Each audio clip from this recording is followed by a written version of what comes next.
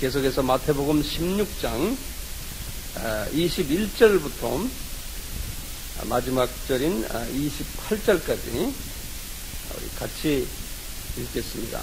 마태복음 16장 21절부터요. 시작됐죠? 자, 같이 합시다. 이때로부터 예수 그리스도께서 자기가 예루살렘에 올라가 장로들과 대제사장들과 서기관들에게 많은 고난을 받고 죽임을 당하고 제3일에 살아나야 할 것을 제자들에게 비로소 가르치시는, 거기다 비로소라는 걸 잊지 말아주세요. 그 다음에 22절, 베드로가 예수를 붙들고 가나야 가로되 주여 그리 마옵소서, 이 일이 결코 주께서 미치지 아니하리라. 예수께서 돌이키시며 베드로에게 이르시되 사단아 내 뒤로 물러가라. 너는 나를 넘어지게 하는 자로다. 내가 하나님의 일을 생각지 아니하고 도리어 사람의 일을 생각하는도다 하시고, 이에 예수께서 제자들에게 이르시되 아무든지 나를 따라오려거든 자기를 부인하고 자기 십자가를 지고 나를 쫓을 것이니라. 누구든지 제 목숨을 구원코자 하면 잃을 것이요 누구든지 나를 위하여 제 목숨을 잃으면 찾으리라. 사람이 만일 온 천하를 얻고도 제 목숨을 잃으면 무엇이 유익하리요? 사람이 무엇을 주고 제 목숨을 바꾸겠느냐? 인자가 아버지의 영광으로 그 천사들과 함께 오리니 그때에 각 사람의 행한 대로 갚으리라. 진실로 너희에게 이르노니 여기 섰는 사람 중에 죽기 전에 인자가 그 왕권을 가지고 오는 것을 볼 자들도 있느니라. 아멘. 오늘 말씀이 우리가 다 아는 말씀이고 너무나 많이 들어왔지만 제가 드리는 말씀이 이번 사순절과도 관계되고 여러 가지로 우리 신앙의 아주 기본적인 부분과 관계되기 때문에 제 말씀을 관심 있게 듣는 마음에 준비를 하시면서 잘 들으셨으면 하는 마음이 간절합니다. 딴 생각하지 마시고요. 지난주에 이런 말씀했죠. 이 베드로의 신앙 고백 기억나시죠? 이게 뭐죠? 주는, 한번 같이 해볼까요? 주는 그리스도시요 살아계신 하나님의 아들이십니다. 이런 말씀하시는데요. 교회가 성립이 되려면은 교회 성립의 본질이 있는데 이것이 이 부분이에요. 두 본질이에요. 첫째가 뭡니까? 주는 그리스도시다라는 거예요. 그것이 그리스도 하면 그 속에 기름 부은 자에서 세 가지의 의미가 담겨져 있다고 지난 시간에 말씀드렸는데 아마 다 잊어버렸을지 몰라요. 뭡니까? 예수 그리스도는 제사장이시고, 그러면 제사장 하면은 죽음과 관계되어 있어요. 그 다음에 또 선지자시고 하나님의 아버지의 뜻을 전하는 분이에요. 그걸 또 행하는 분이 선지자예요. 그 다음에 누굽니까? 왕 중에 왕이다 이렇게 말씀하셨잖아요. 이건 그리스도 그러면은 이런 세 의미가 들어있어요. 그런 분이 예수님이시고, 그리고 그분이 하나님의 아들이다 이렇게 말씀. 이 두 부분이 교회의 아주 중요한 본질이에요. 이것에서 벗어나면은 교회가 아니에요. 그래서 이 반석 위에 이 고백을 반석이라고, 페트라라고 제가 말씀 기억나시죠? 이 반석 위에 내 교회를 세우리니 음부의 권세가 이기지 못한다 이렇게 말했지 않습니까? 그러니까 구원이 여기에 있다는 거예요. 지옥의 권세가 교회를 이기지를 못한다는 거예요. 자, 그러면서 지난 시간에 내가 자세히 말씀 안 했지만 이렇게 하시고는 우리 베드로에게 뭐라고 그랬냐면, 베드로야 내가 너에게 천국 열쇠를 주겠다 이렇게 말했죠. 그렇죠? 이 천국 열쇠가 뭔지 아세요? 원어로 보면 열쇠가 복수로 되어 있어요. 단수가 아니고요. 다시 말하면요, 베드로에게만 주는 것이 아니에요. 이 신앙 고백을 고백한 모든 사람들에게는 천국 열쇠를 준다는 거예요. 이 말은 뭐냐면, 이 천국 열쇠는 어떤 역할을 하냐면 음부의 권세를 이기는 그러한 능력을 가진 열쇠예요. 그래서 이 세상에서요, 땅에서 이 천국 열쇠를 내가 사용하면은, 그래서 열면은 하늘에서도 열고, 땅에서 매면은, 땅에서 천국 열쇠를 열지 않으면 하늘에서도 맨다는 거예요. 이게 무슨 말이에요?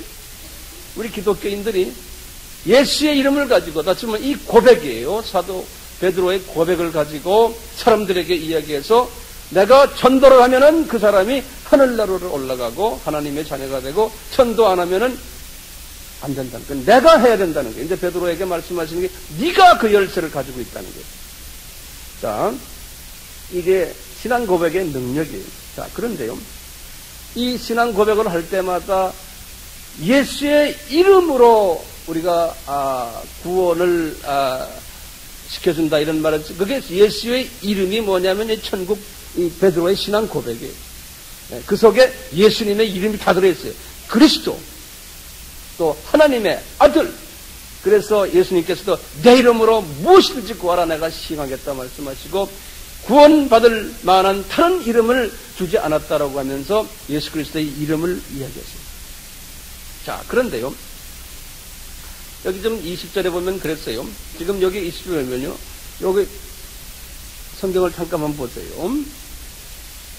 우리가 지금 21절에서부터 읽었는데 20절에 보면 이런 말씀하시고 뭐라고 그랬냐면, 제자들에게 경계하사 자기가 그리스도인 것을 아무에게도 말하지 말아라 이렇게 말씀하셨어요. 자, 왜 이런 말씀을 예수님이 하셨을까요? 베드로가 이렇게 주는 그리스도시요 살아계신 하나님의 아들입니다라고 이야기하고 천국 열쇠 이야기하고 반석 이야기하고 한 다음에 이 말을 딴 데 가서 하지 말아라는 거예요. 왜 그러시냐면요, 아직 3년이라는 기간이 지나질 않았어요. 여기 지금 중반기예요. 3년 공생에. 그렇기 때문에요, 예수님은 제자들이 3년 동안 예수 그리스도가 누구인지를 알아야 되는, 배워야 되는 그러한 그 의무가 있어요. 그것이 3년 걸린다고 내가 첫날에 이야기했는데요, 만약에 미리 이렇게 유대인들에게 말이죠, 저 젊은이가 그리스도다라고 말하고 하나님의 아들이다 말하면 그분들에게는 신성모독이 되기 때문에 예수님을 죽일 가능성이 있어요. 그러면 예수님은 3년 후에 이제 죽임을 당하게 돼 있거든요. 왜냐하면 그 3년 동안을 제자들에게 내가 누구라는 것을 가르쳐야 돼요. 그것이 3년 걸리기 때문에, 그렇기 때문에 미리 말하지 말아라는 거예요. 너희들은 3년이 필요하다는 거예요. 미리 말하지 말아라는 거예요. 그렇지만요, 예수께서 내가 그리스도다 이렇게 말씀하셨어요. 그 말씀하기 전에 그 전주에는 제가 예수님께서 뭐라 말씀하냐면, 내가 오병이어 칠병이어의 실체라는 것을 본인이 말씀하셨고, 그 전주에는 내가 요나의 표적밖에 보여줄 수 없는 요나의 표적의 실체라는 것을 말씀을 하셨지 않습니까? 이 말씀을 다 하시고, 다시 말해요, 요나의 표적이다 내가, 그 다음에 오병이어 칠병이어의 내가 실체다, 그리고는 말씀하시고 내가 그리스도고 하나님의 아들이다, 이것을 제자들에게 딱 말씀하신 후에 오늘 말씀 20절, 21절부터 그럴 때 이때로부터라는 말이 나와요. 항상 성경에 보면 이때로부터, 어느 때로부터입니까? 이 세 가지의 고백이 저들에게 들려진 이때부터예요. 이때부터 이분이 뭐라고 말씀하세요? 아주 자기 자신이 이들의 실체이심을 이제는 공식화하는 거예요. 이때로부터 어떻게 공식화하냐면 이분이 말씀하시는 말이 거예요. 내가 예루살렘에 올라간단다. 다시 이 갈릴리 지방에서 지금 말씀하시는데 실은 남쪽으로 가는 거거든요. 그런데 올라간다 이렇게 말. 왜냐하면 수도는 내려가나 올라가나 다 올라가는 거예요. 우리가 성경이란 말 쓰지 않죠, 우리도요. 그와 같이 내가 올라가고 예루살렘에, 그리고 서기관들과 대제사장들과 또는 장로들에게서 많은 고난을 받고 죽임을 당하고 3일에 살아나야 할 것을 저들에게 비로소 가르친다는 거예요. 비로소. 자, 이게 이제 한국말로는 이렇게 되어 있지만 영어로는 그랬어요. He must 그랬어요. must란 말이 뭐예요? He must go to Jerusalem. 그리고는 He must go to Jerusalem and must be suffered. 고통당하고. 그러니까 꼭 해야 된다는 거예요. 그 다음에 must be killed.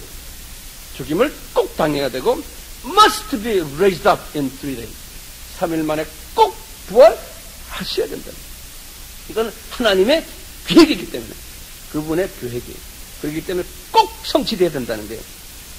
하나님께 예수님이 지금 이렇게 말씀하시면서 이들에게 비로소 말하는 거예요. 다시 말하면요. 훈련 3단계, 초기와 중기와 말기에 있었다고 그러지 않습니까? 초기가 지나가지고 이제 중반기에 들어와서 이 말씀을 저들에게 지금 하기 시작하는 거예요. 그럴 때 예수님이 이런 말씀을 하실 때 베드로의 반응을 좀 봅시다. 베드로가 어떻게 했냐면 반응은요. 베드로가 예수님을 이렇게 붙잡고는 한국말로는 그냥 예수님을 그냥 이렇게 쉽게 써놨지. 뭐라 썼냐면 한국말로는요. 베드로가 예수를 붙잡고 가나야 가로되 이렇게 말로 써놨어요. 근데 원어에는 조금 더 다르게 써놨어요. 뭐냐면 피트 영어로 그러죠. Peter took him aside란 말은 이렇게 예수님을 좀 붙잡고는 이렇게 딴 데를 데려갑니다. 저쪽으로. 지금 제자들이 여기 있는데 딴 데를 들어가서 뭐냐면 붙들고 가나요 그랬는데요. 그러면 이게 한국말로는 그렇게 나는데 원어를 보면 뭐냐면 영어로 보면 rebuke라고 그랬어요. He began to rebuke. 다시 말하면 에피티마오라는 원어를 이렇게 딱 보면서 그게 무슨 말이냐면 막 비난하고 꾸짖고 견책하고 책망하는 거예요. 예수님한테. 예? 근데 그런 말이거든요. rebuke라는 말은요. 우리가 마귀 보고 I rebuke you Satan 영어로 그렇게 그런 말이 너 이놈아 막 꾸짖는 것을 rebuke라는 말을 써요. 그런데 이 베드로가 예수님한테 rebuke라는 말이에요. 예수요 이게 어떻게 된 겁니까? 막 예수님을 비난하는 거예요. 예? 딱 붙잡고 말이죠. 지금 제자들 이쪽에 선생님이 딱 붙잡고 딱 쳐다보고 뭐야 이게 이런 식의 예? 왜 이런 소리 하는 거야? 예? 이런 지금 장면이에요. 그러면서 주여 그러지 마시고 결코 주께서 이런 거 하지 않기를 나는 never happen 제발 이렇게 하지 마시오. 왜 이분이 갑자기 이래? 지금 이분이요. 주님이 그 전에 베드로야 너는 페트로스고 너는 페트라 이 반석 위에다가 너는 내 교회를 세울지니 너는 굉장히 높은 사람이 될 것 같이 이야기하잖아. 그리고 네가 열쇠도 가지고 말이야. 그 이분이 여기에서 붕 뜬 거예요. 에? 야, 내가 이제 앞으로 대단한 사람이 되겠구나. 이분이 상당히 개인 욕심이 들어갔던 것 같아요. 출세 의욕도 있었고 명예욕도 있었고 이분이 자기에 관한 내가 앞으로 출세하겠구나. 이분이 지금 하시는 말씀을 보니까 그러니까 이분이 이런 마음을 탁 가지니까요. 사탄이 그 마음속에 탁 들어간 거예요.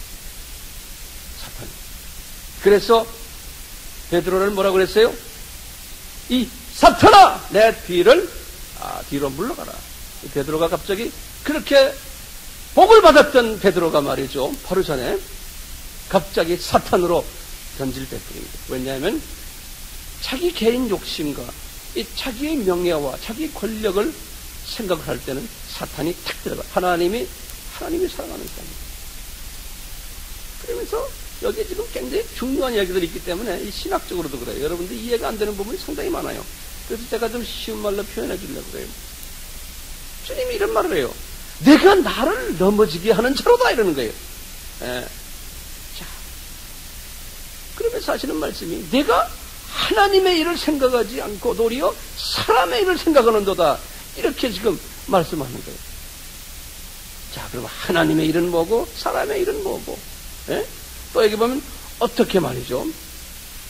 이런 신앙 고백을 했던 이 베드로가 하루아침에 왜 이렇게 사탄으로 변할 수가 있어요?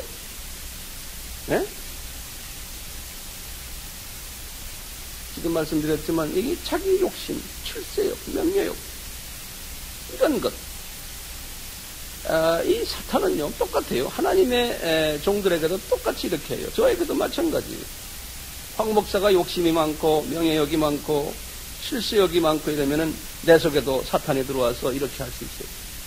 그러면 그 사탄이 내 속에 들어왔다 나왔다 할 거예요. 그러니까 이걸 보면요, 이게 보통 심각한 이야기가 아니에요. 이 사탄이 가장 두려워하는 게 뭔지 아세요? 예수님의 십자가의 보혈이죠. 그렇죠? 지금 예수님의 십자가의 보혈을 못 들리게 하는 거예요. 사탄이 그것을 베드로를 통해서 이야기하는 거예요. 베드로야, 너 예수님에게 죽지 말도록 해라. 그런데 하나님은 이미 창세기 3장 15절에서 성자 예수가 이 일을 위해서 오실 것을 계획하시고 구약 전체가 거기에 관한 이야기 아닙니까? 자, 그런데 그렇게 하지 못하게 하는 거예요. 그렇게 하지 못하게 하는 거예요. 우리 일반 교회도 마찬가지예요.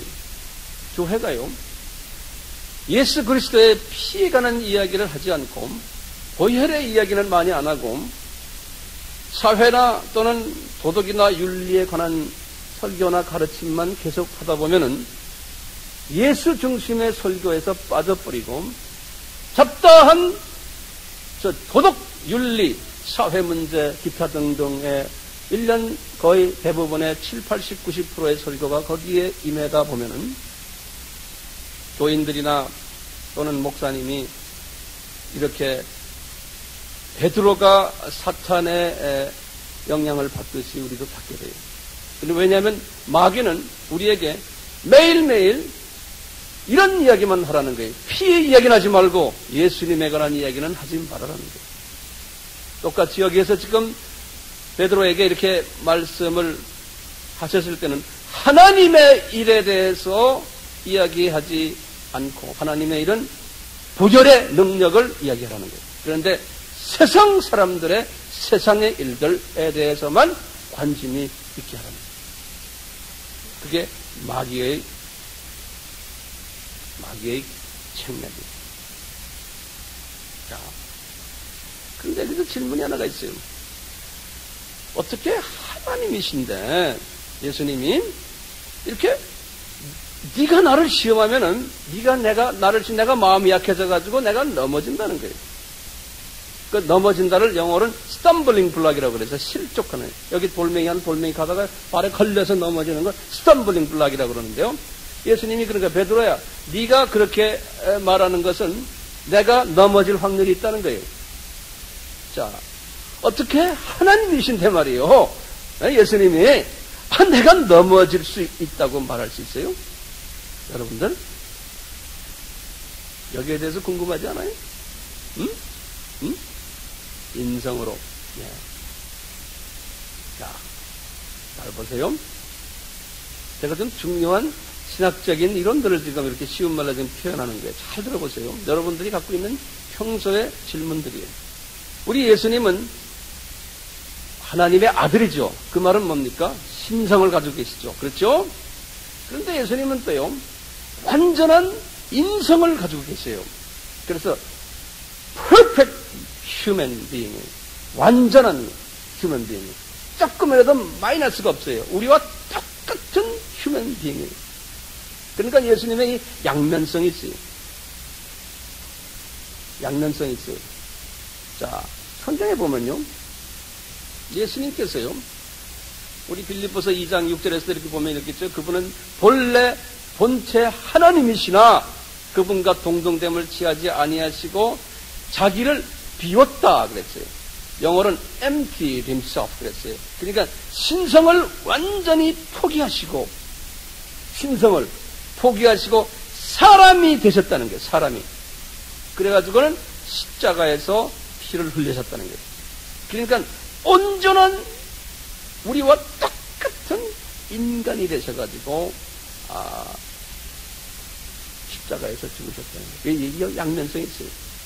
성경에 보면요, 예수님의 그 완전한 인간이라는 그러한 부분들을 여러 곳에서 말씀하세요. 그걸 좀 적어놓아보세요. 첫째, 예수님은 이런 건 다 적어져서 남에게 가르치셔야 돼요. 예. 노트를 꼭 갖고 다니세요. 여기저기 주보에다 적어놓지 마시고요. 네. 그런 사람들은 나중에 가서 그 주보 다 집어 던져버려요.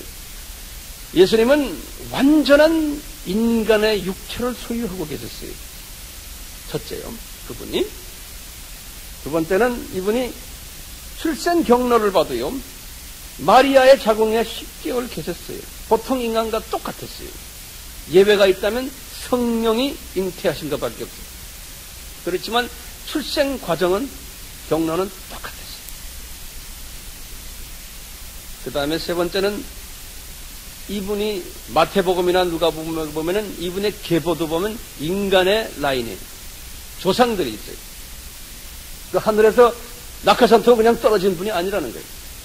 네 번째로요, 이분의 성장 과정을 봐도 음식을 잡수셨고 물도 잡수시고 영양소를 섭취하시면서 누가복음 2장 40절에는 이렇게 말했어요.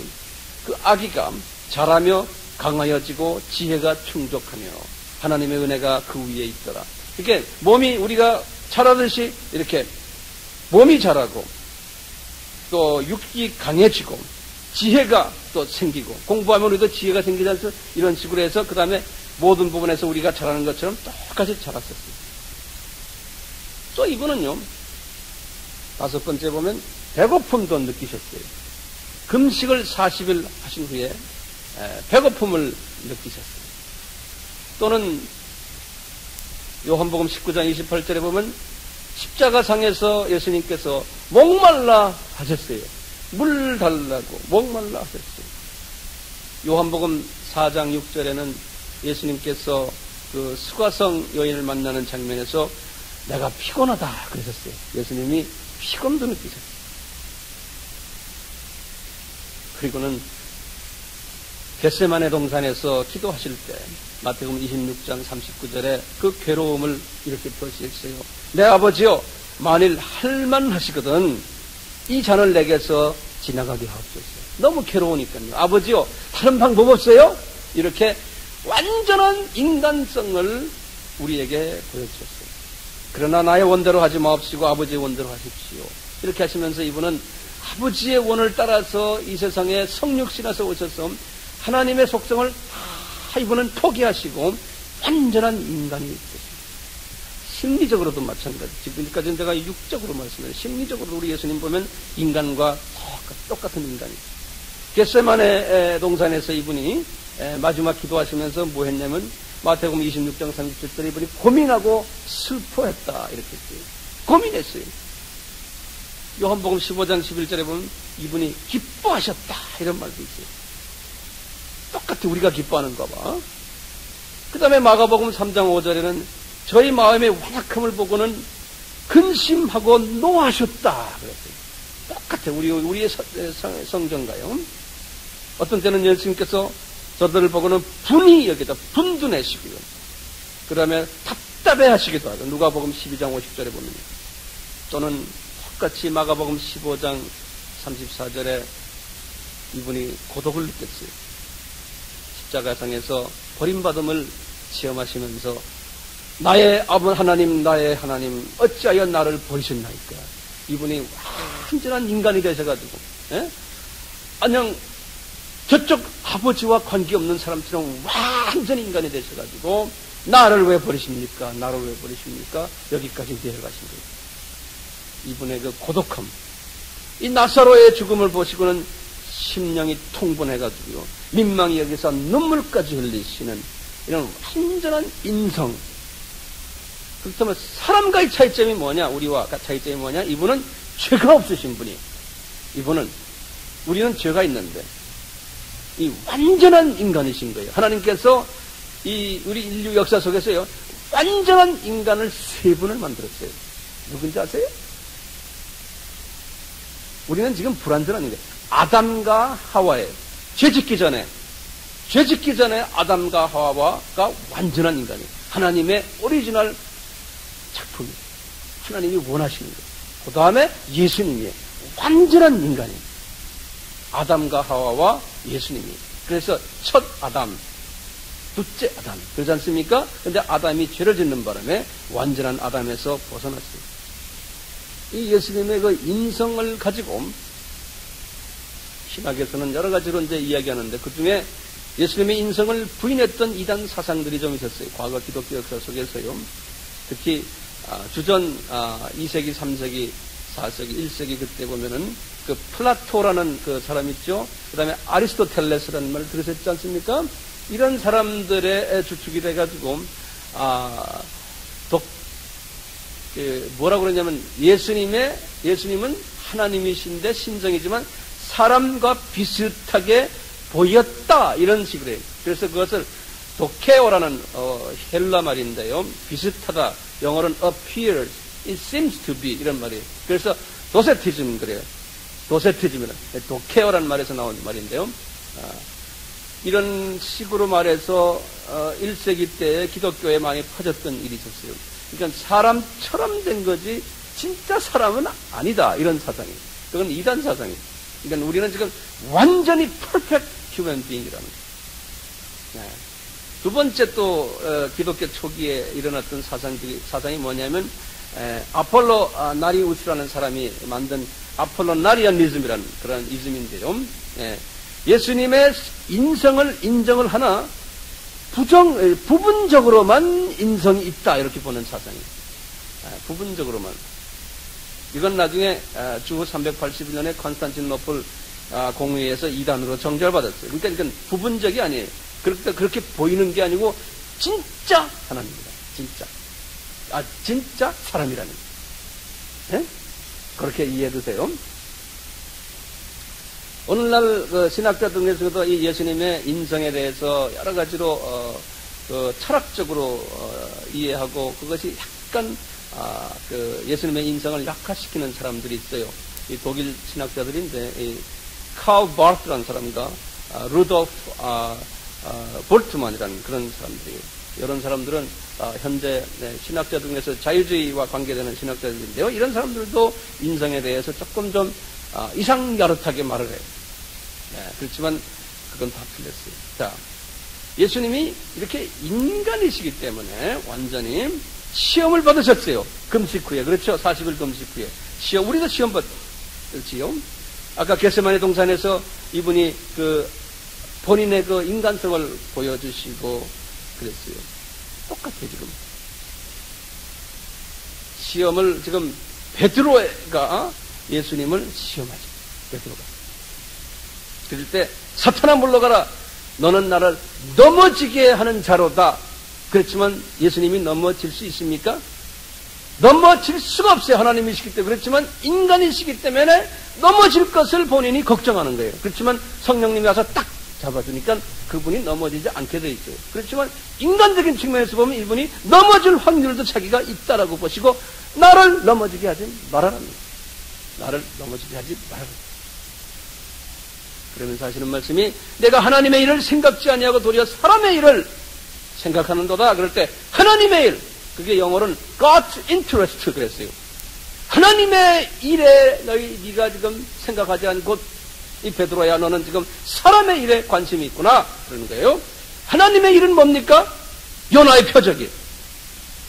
내가 좀 있으면 이제 죽어서 3일 만에 부활한다 하는 그 사건이 요나의 표적 아닙니까? 이것이 지금 하나님의 기획하신 하나님의 일이에요. 예수 그리스도의 보혈에 피 흘리심. 그래서 많은 사람들이 죽어가는 영혼들이 살아나야 하는 일이 하나님의 일이에요. 그렇죠? 이 일에 관심이 없고 베드로야 너는 지금 네가 높아진다고 너 유명해진다고 네가 키를 가지고 있고 그렇다니까 너는 지금 딴 생각하는구나. 네 명예와 네 개인적인 욕심에 빠져있구나. 그래서 오늘 지금 이 말씀 속에서도 그런 거예요. 나중에 나오지만요. 이 예수님께서 지금 생각하시는 것이 생명을 주는 일에 관심을 가져야 되는데 딴 데 관심이 있다네. 오늘날 교회도 마찬가지, 우리 크리스천도 마찬가지예요. 예. 내 사업이 잘 되고 내가 잘 되고 이런 데 관심이 있지 나를 통해서 생명을 만들어내는 일에는 별로 관심이 없는 게 오늘날 우리 크리스천들의 문제점이에요.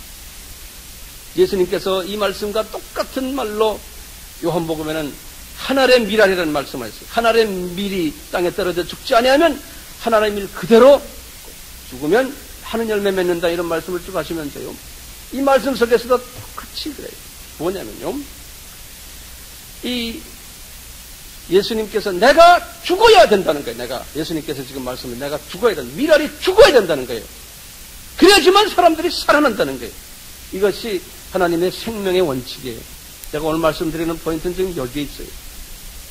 이 말 지금부터 제 말하는 걸 잘 들으세요.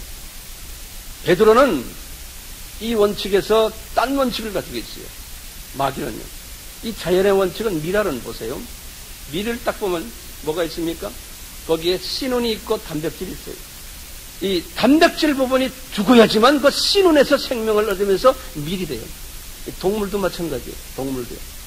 동물도 정자와 난자가 만나지 않습니까? 이 정자와 난자가 만나서 이 정자가 죽어서 난자의 그 씨밭이 정자의 영양분을 가지고 그래서 생명체가 되는 거예요. 그러니까 한 부분이 죽어야 돼요. 대신 아담이요 죽었지 않습니까? 아담을 살리기 위해서는 한 분이 대신 죽어줘야 돼요. 그래야지만 아담이 살아나요. 미랄이 예수께서 아담과 그 후손들을 살리기 위해서는 내가 죽어야 된다는 그 이유가 있어요. 왜? 하필이면 하나님이 죽으셔야 되는가? 이유가 있어요. 미랄이 죽으면 뭐가 나옵니까? 그냥 싹이 나와요? 감자가 나와요? 뭐가 나와요? 밀이 나와요. 밀. 그렇죠? 감자의 알이 죽으면 어떻게 돼요? 감자가 나와요. 벽씨가 죽으면은 쌀이 나와요. 진돗개의 정자가 죽으면은 뭐가 나와요? 쇠바드가 나와요? 진돗개가 나와요. 호랑이는요? 똑같아요. 코끼리가 안 나와요. 사람도 마찬가지예요. 사람의 정자가 죽으면은 난자 속에서 사람이 나와요. 하나님이 죽으면 어떻게 돼요? 하나님이 미랄이 돼서 죽으면 누가 나와요? 하나님의 자녀들이 나와요. 그러니까 하나님께서는 이 생명의 법칙이 있어요. 하나님이 죽어야 된다는 거예요. 그래야지만 하나님의 자녀들이 생성된다는 거예요. 다른 대체 인물이 없어요. 대체 방법이 없어요. 이게 하나님의 관심사예요. 이 생명의 법칙 안에요. 우리가 죽는 사람은 복된 죽음이에요. 요거 잘 들으세요. 이 죽을 때는요, 아픔이 필요해요. 요 벽시도요, 그 안에서 자기 나름대로의 아픔이 있어요. 근데 아픔이 있고 고통이 있는데, 거기에 뭐가 있냐면, 이 중요한 단어예요. 희생이 있다고 해요. 내가 대신 죽어주는 거예요. 희생이, sacrifice예요. 내가 희생하면, 그 다음에 부활의 소망이 있고, 보상이 따라오고, 상급이 따라오고, 살아나는 일들이 여기저기에서 나타납니다. 그래서 똑같이 이 원칙을 뭐라고 그랬냐면 예수님께서요, 똑같이 이 생명의 원칙을 보시면서 히브리서 12장에서 이렇게 말했어요. 믿음의 주요, 또 온전케 하시는, 살리시는, 온전케 하시는 이인 예수를 바라보자는 거예요. 이분은 어떻게 했느냐. 잘 봐요. 저는 그 앞에 있는 즐거움을 위하여, 다시 말하면 이분이 지금 즐거운 일이 앞에 보이는 거예요. 그런데 지금 십자가에 딱 있으면서 그 즐거움을 보는 거예요. 십자가를 참으사 부끄러움을 개의치 아니하였더니, 다시 말하면 이분이 지금 한 알의 미랄로 지금 죽는 단계에 죽지만 살아나는 일들이 그분의 눈에서 보이는 거예요. 본인이 죽으니까 지금 전 세계의 사람들이, 이분은 지금 하나님이시니까 보이는 거예요. 뭐냐? 그 당시부터 시작해서 약 한 15세기 동안 1500년 동안 유럽의 많은 하나님의 자녀들이 막 살아나는 것이 이분에 보이는 거예요. 그러니까 즐거움이 있는 거예요. 그 후에 남미와 아프리카와 북미와 지금의 아시아까지도 전 세계 하나님의 자녀들이 막 살아나는 것을 비전으로 보신 거예요. 그러니까 이분이 그걸 보고서 고통을 참으셨다 그러는 거예요. 고통을 참으셨다. 오늘 마태복음 16장 거기 24절에 보면 이런 똑같은 점이에요. 그래서 제자들에게 이 생명의 원칙을 말씀드린 거예요. 너희들도 나처럼 살리는 일을 하라는 거예요. 그래서 24절에 그래서 나를 따라오거든 자기를 부인하고 자기 십자가를 지고 나를 쫓을 것이다. 다시 말하면 너희들이 베드로가 아까 본 것처럼 자기 욕심이 있고 자기 명예욕이 있고 자기 이기심이 있고 자기 출세욕을 가지고서 지금 나를 따라오려고 그러면 너희들은 사람들을 살리지 못한다는 거예요. 나를 따라와서 사람을 살리려면 내가 지금 죽었다가 3일 만에 살아나는 것처럼 너희들도 이 나를 따라오려면 십자가를 지고 너희들이 죽어야 된다는 거예요. 죽어서 그 다음에 많은 사람들이 살아나게끔 하는 일을 너희들이 해야지만 되는 거지. 이 베드로처럼 이런 사람의 일에 관심이 있는 게 아니고 하나님의 일에 관심이 있으라는 거예요. 그러니까 죽어라는 거예요. 예? 희생을 하라는 거예요. 다시 말하면요. 그래야지만 나를 통해서 살아나는 일들이 일어난다는 거예요. 예. 그래서 25절에 그랬죠. 죽지 않고, 다시 말하면 희생하지 않고 자기 욕심, 자기 생각만 하고 이기심과 자기 출세욕만을 가지고서 있으면 제 목숨을 구하다, 그게 제 목숨을 구하는 거예요. 이건 제 목숨을 잃는 거라는 거예요. 다시 말하면 뭔가 하면 하늘나라에 가서는 상급이 없다는 거예요. 나중에 가서 그랬어요. 네가 각각 27절에 행한 대로 갚으리라는 것은 상급이 없어요. 너희들이 온 천하를 얻고도 제 목숨을 잃으면 무엇이 유익하냐. 너희들이 이 세상에서 세상 가질 것 다 가졌어. 재물도 가지고 권력도 가지고 명예도 다 가졌지만 하늘나라에 올라가 보면 넌 그쪽으로 사람의 일에만 관심 들고 신앙생활을 하는 크리스찬들아, 너희들은 하늘나라에 가면은 상급이 없다는 거예요. 상급이 없다. 왜냐하면 이웃을 살리는 일을 안 했기 때문에. 그래서 주님이 27절의 마지막에 그랬어요. 인자가 아버지의 영광으로 그 천사들과 함께 오리니 그때 각 사람의 행한 대로 갚으리라 그러는 거예요. 행한 대로. 그러니까 나를 통해서 얼마나 많은 사람들이 살아났느냐예요. 예. 이 하나님의 일은요, 살리는 일이에요. 복음 전파예요. 지상명령이에요. 세계복음화예요. 여기에 내가 얼만큼 직접 간접으로 시간을 투자했고 정성을 투자했고 물질을 투자했고 기도를 투자했고 관심을 투자했냐 이거예요. 여러분들이요, 세상 일에 바빠가지고 그런 데는 관심 없고 그저 내 그냥 하나의 내 뒤치다거리 하나 때문에 살고 있는 여러분들이요, 주님의 마음은 그게 아니에요. 희생을 요구하는 거예요. 그래야지만 살릴 수가 있는 거예요. 사람들은 그것이 하나님의 일이에요.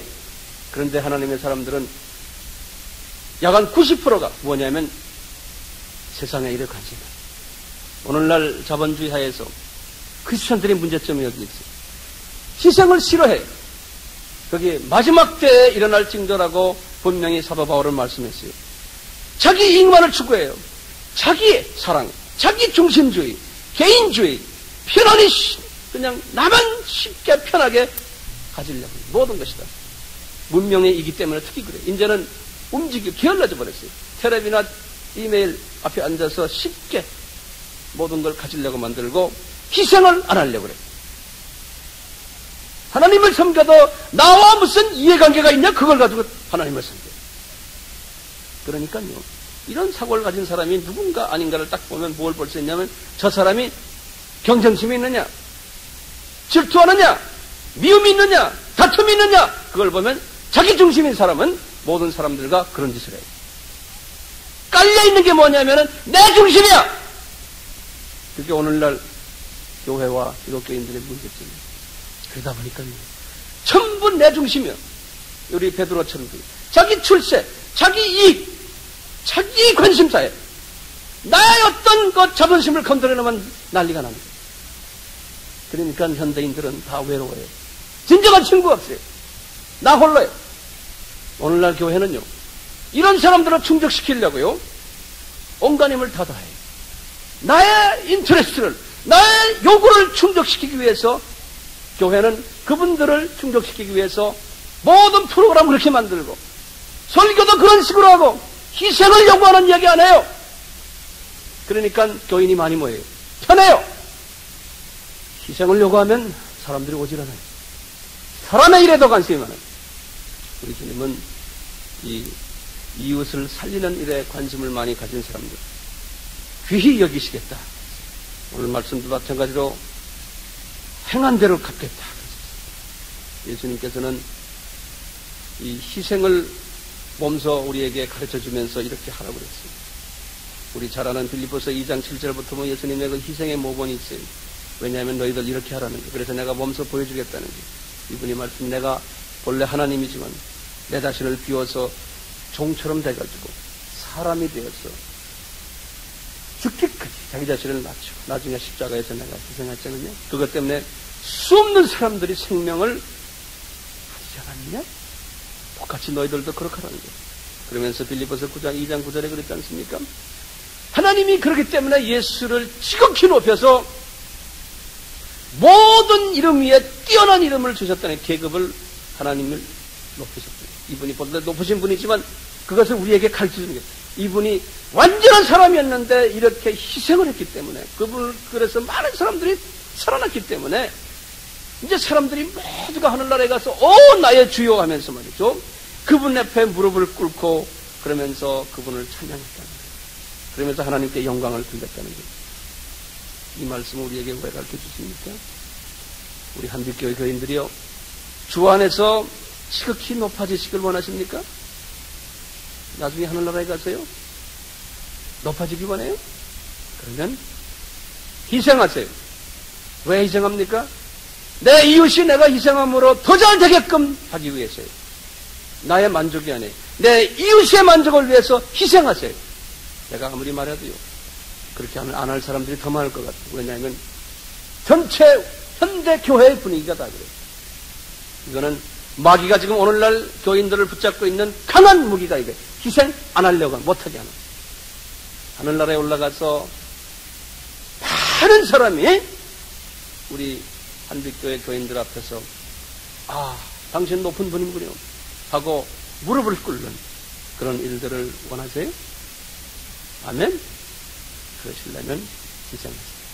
희생하시고 많은 사람을 살리는 일을 하세요. 하나님께 영광 드리고 싶으세요? 희생 외에는 딴 길이 없어요. 희생을 하는 사람은 불평이 없어요. 희생하는 사람은 다툼이 없어요.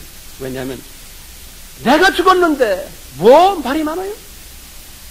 그냥 순종하는 거예요. 그냥 순종하는 거예요. 벌써 말이 많으면 그건 내가 살아있다는 거예요.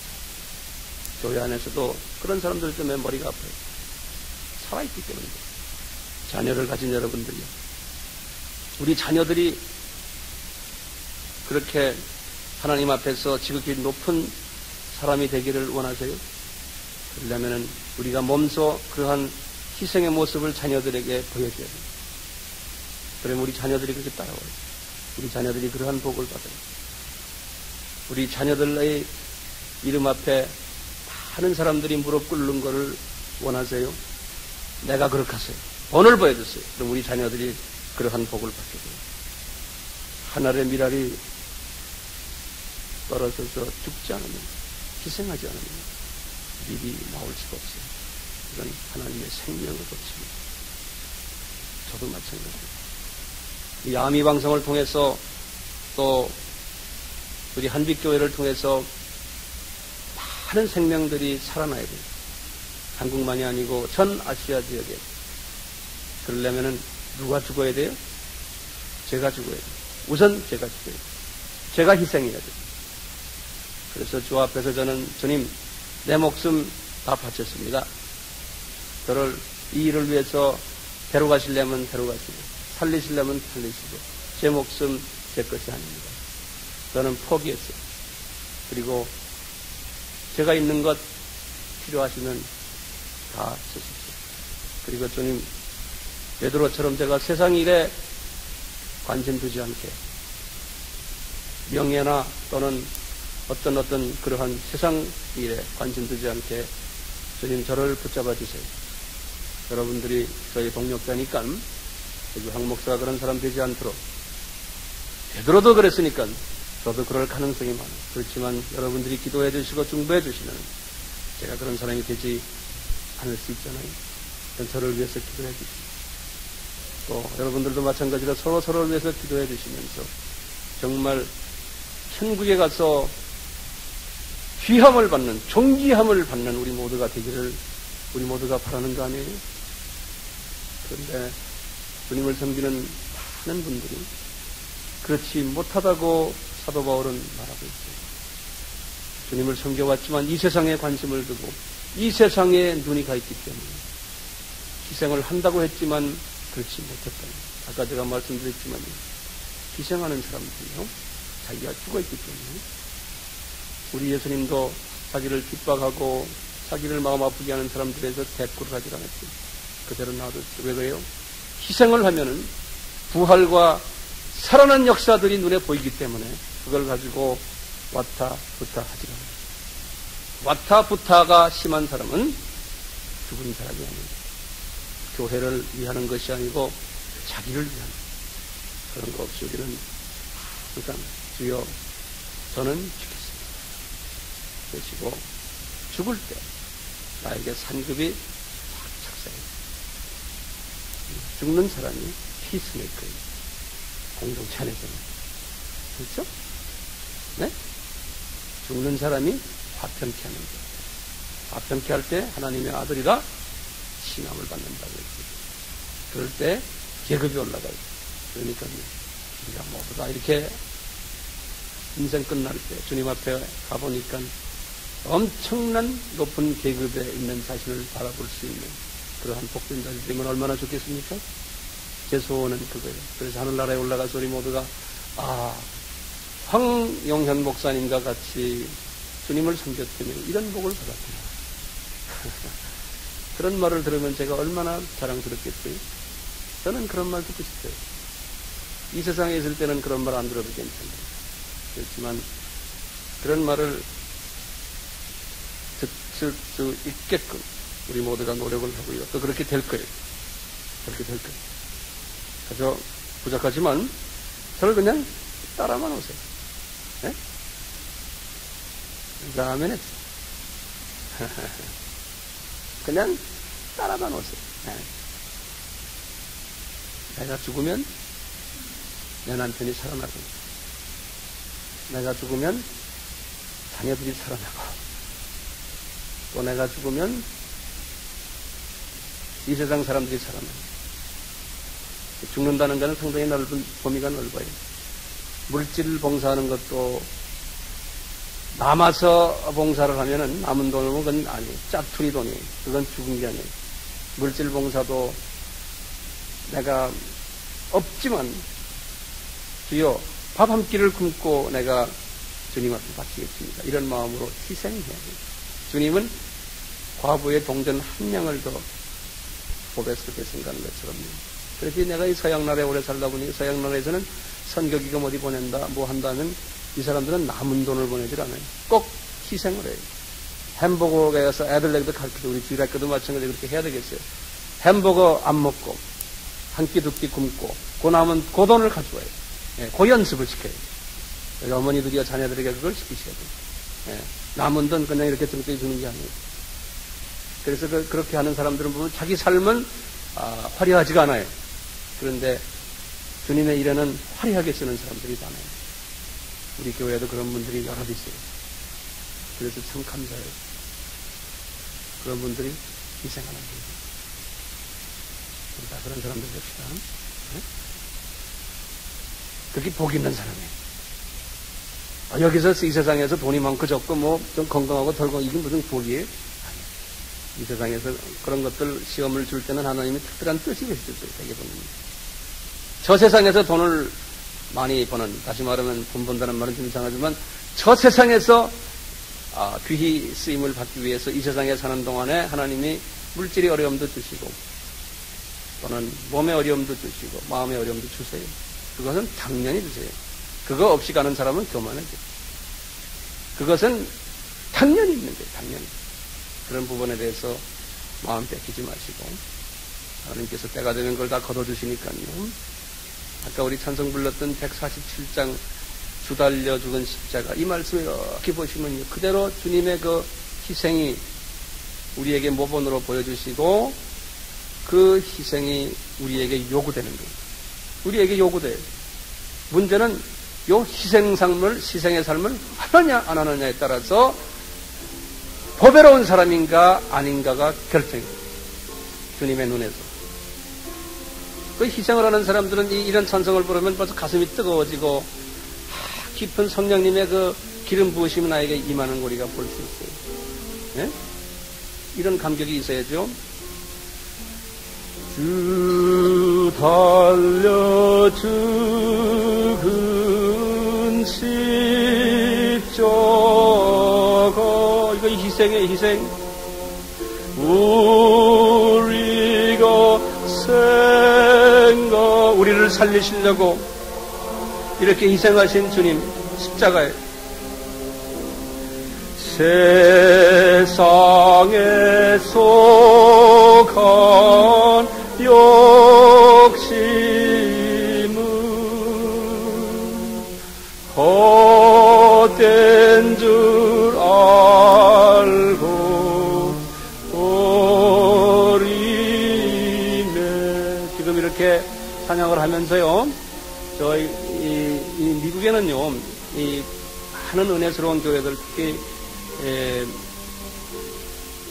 예배를, 대예배도 마찬가지 하면서 주님 앞에, 주님, 제가 부족하지만 내 삶을 오늘 말씀대로 내가 대입을 시키길 원합니다. 내 삶에 이것을 대입시키기 원합니다 하면 헌신하는 거 아니에요? 그럴 때는 가만 앉아있지 마시고 주님의 이 단 앞에 나와서 주님 꿇어 앉아서 주님만, 주님 나 이런 사람 되게 해주세요 하고 헌신하는 거예요. 이런 것이 이 백인들은 몸에 배 있어요. 그러니까 세계를 향해서 복음을 전하는 사람들이. 예? 우리는 지금 편하게 의자에 앉아 이러고 있거든요. 주님께서는 건방지다 그런다. 건방지다 이놈들아. 머리로만 이해하려고 그러는 놈들아 그런다.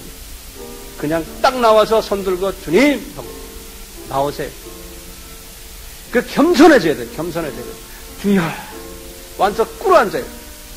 이럴 때 하나님의 은혜가 내려오는 거예요. 옆 사람 볼 거 없어요. 옆 사람 볼 거 없어요. 우리 그게 몸에 안 배 있어. 딱 나와서 그냥 꿇어 앉아 주님, 나 정말 주님이 존귀 여기는 주님의 딸이 되겠어요? 아들이 되겠어요? 내가 내 자녀들에게 이것을 보여주겠어요, 주님.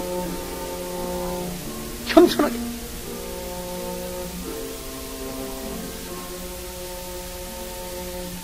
주 달려 죽은 십자가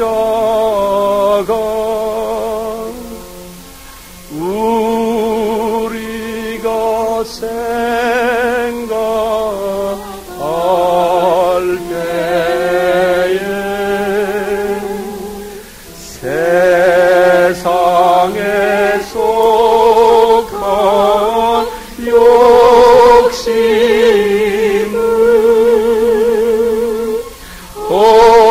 헛된 줄 알고 버리네.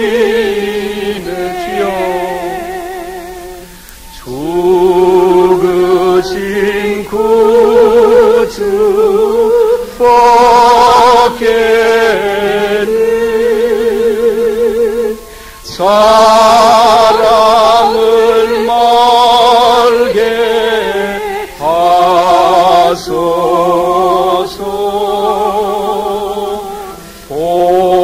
보혈의 공로 일로소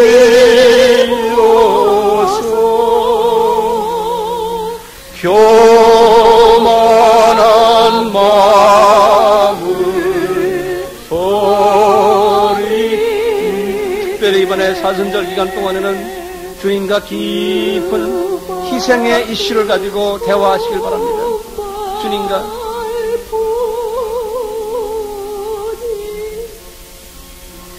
못 박힌 손발 보니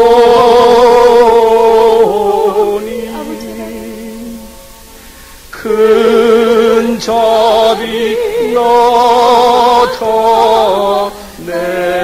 나타내셨네. 가시로 만든 멸류관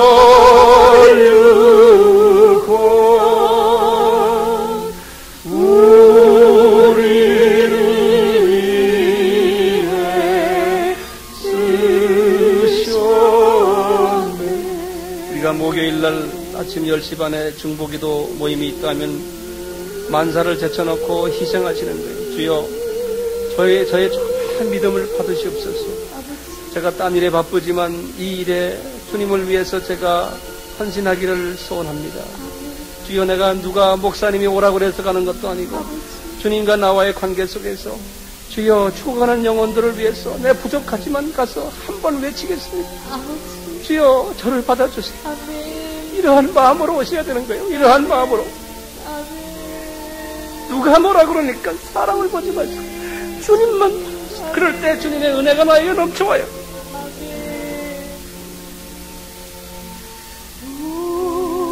세상 만물 가져도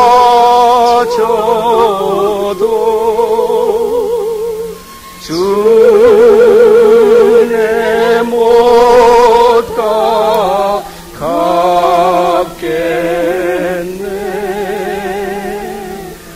놀라운 사랑 받은 나 몸으로 재물 삼겠네.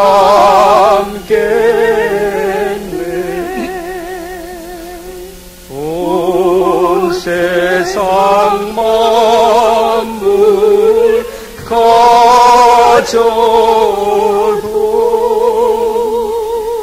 주의 못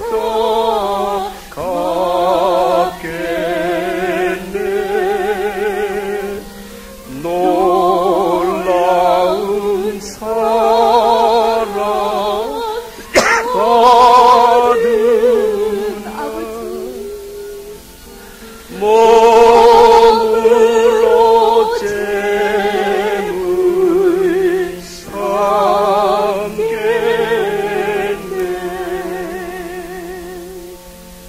아버지 하나님, 온 세상 만물 다 가져도 주 은혜 못다 갚는 믿음을 우리에게 주시옵소서.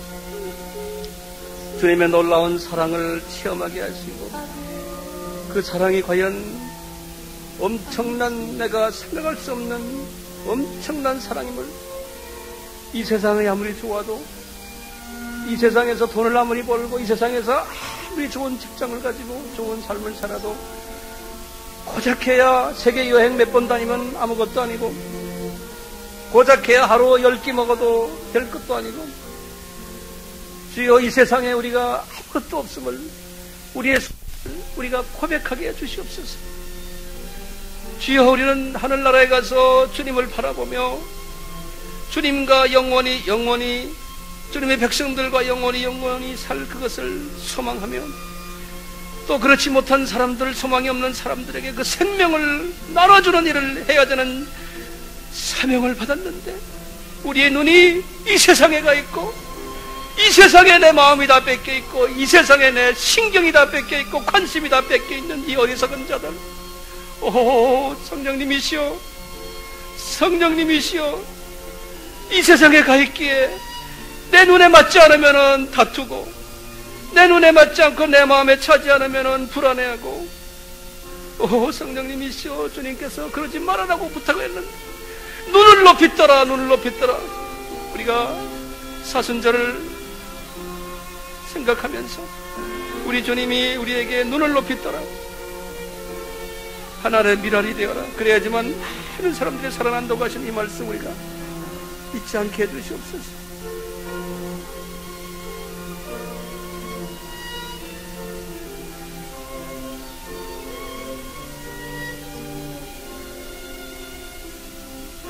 오 성령님이시여, 기름 부으심이 이곳에 넘쳐나게 해주시옵소서. 한 분 한 분에게 성령님의 기름 부으심이라는 말은 능력을 베푸심이, 왕권을 주심이, 선지자로서의 능력을 주심이, 제사장으로서의 능력 주심이, 기름 부으심이, 이 기름 부으심이 지금 우리 한빛교회 교인들 지금 한 분 한 분에게 주님의 이름으로 이 종이 지금 기도합니다. 기름 부으심이 임하십시오. 세상의 잡다한 생각들 다 쫓아내시옵소서. 이 세상의 이 썩어질 것들에 내 마음이 뺏겨 있습니다. 쫓아내 주시옵소서. 오 성령님이시여, 기름 부으심이 임하기를 소원합니다. 환경을 보면 앞이 깜깜하지만 그 깜깜한 환경 속에서도 평강을 누리게 기름 부어 주시옵소서.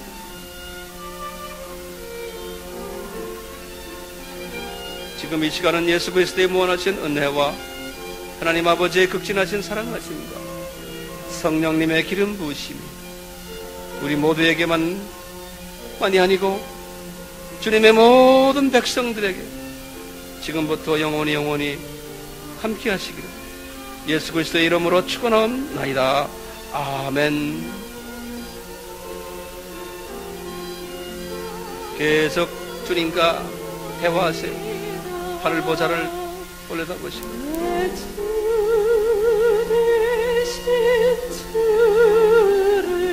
참 사랑하고 곧 그에게 죄를 다고 하리라. 그네를 주시네 예수시니 네 적보다 더욱 사랑합니다.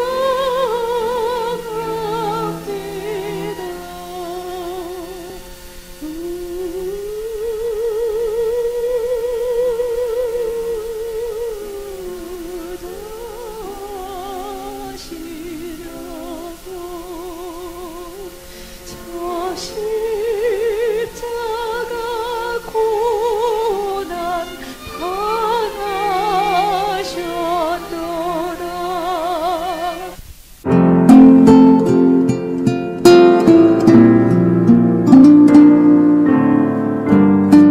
본 설교를 들으시고 아미교회 황용현 목사의 설교 테이프 구입을 원하시는 분은 경기도 용인시 동천동 187번지 아미교회 전화번호 031-265-1455 지역번호 031-265국에 1455번으로 문의하시면 자세히 안내해 드리겠습니다. 그리스도의 사랑 안에서 항상 승리하시길 바랍니다.